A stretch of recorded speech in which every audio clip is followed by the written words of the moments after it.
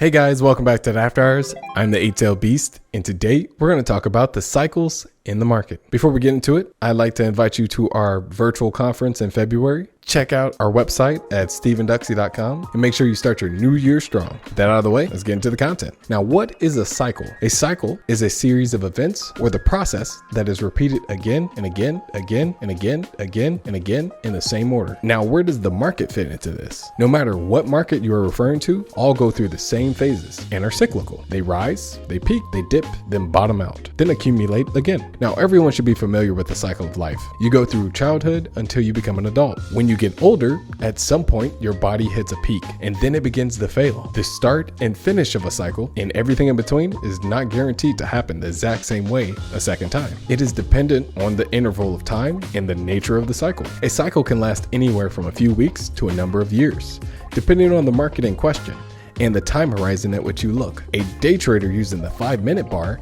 may see 4 or more complete cycles per day, while a day trader using the daily bar may see 4 or more complete cycles in a year. Now, when one market cycle is finished, the next one begins. There are subtle signs that show you may be entering or leaving a market cycle. For example, Steven said, you have to wait for the market to reveal itself. The cycle is the same way. The volume has to accumulate from the bottom of the market to gather momentum. It could look a little bit like a low frequency of plays in several failed spikes that just never seem to get off the ground until a big splash creates a wave of liquidity in the market, like the Fed printing money during QE. Long-term investors are waiting for these events to catch a big fish from the liquidity that the short-term buyers provide. It's a wake-up call that takes the form of a parabolic or a unique event that attracts short-term buyers. The news reaches the ears of all traders, and the first few rounds of tickers increase the equity in the market. The beginning of a cycle may look like several gap-up shorts with no overhead resistance. Buyers will continue to chase the momentum until the money switches hands from the short-term buyers to the long-term investors. The liquidity becomes sticky because of the strength of the buyers, but inevitably, without its core, the liquidity will dry up. Some of you may be thinking, if understanding the market is so easy, how come so many people lose money, including you? The short answer is, most investors and traders either fail to recognize that markets are cyclical, or they forget to expect the end of the current market phase. They fail to adapt to the changes in the market, and they get baited. That's where I come in. I get baited and juked and a few other things.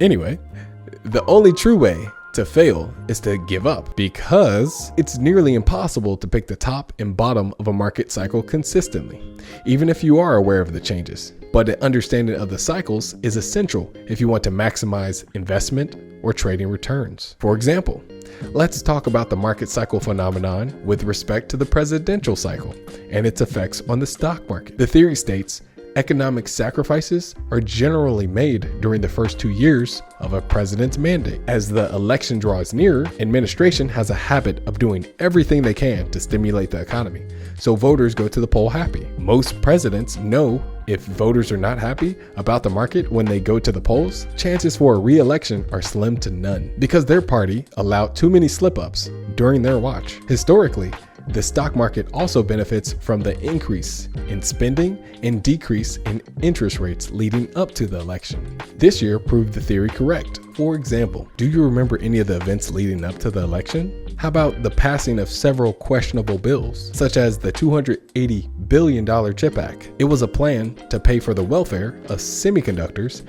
and had promised to fuel millions of jobs. Well, that turned out to be a lie, because Micron, a popular maker of semiconductors in the US, just announced it's laying off 10% of its employees. But in South Korea, they just made a breakthrough on a new 12 nanometer chip. Either someone's lying, or I smell another money laundering scheme. I say this because the Fed president from Philadelphia just said that Biden administration overstated the growth of jobs by over 1 million jobs. The actual number of growth was closer to 10,000. Now, if all the hype in the market is based off a strong job market, which turned out to be a lie, doesn't that mean we're in a worse position than we originally thought? We just lost our only upside and hope for a soft landing in a high inflation environment. In other news, there is a new round of stimulus checks you may be getting in January. Yeah, you heard that right. The Congress just released at 1:30 a.m. in the morning a $1.7 trillion spending bill with over 4,000 pages. This is said to be the worst omnibus bill ever. No one will read it, but they will be forced to vote on it within 24 hours. Spoiler alert.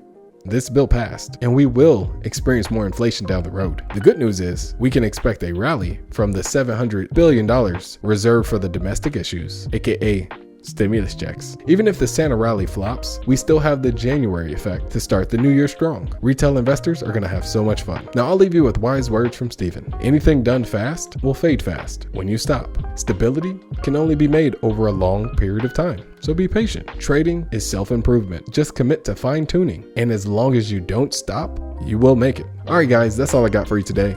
If you like what you saw, hit the like and subscribe button, and I'll see you in the next video. Peace.